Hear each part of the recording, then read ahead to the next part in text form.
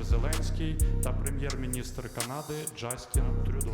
І словом, і тілом, і особистою нашу територію від окупантів повернути нормально. Unwavering support for Ukraine, for its people.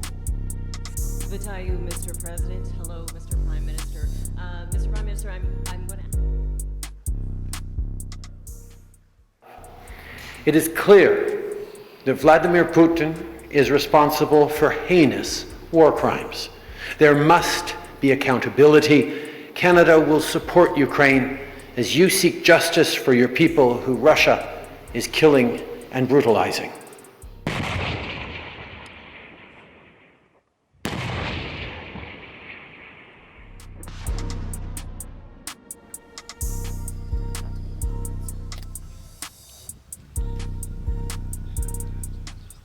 Тільки вчора в селищі Білогорівка Луганської області російською бомбою було вбито 60 людей, мирних людей.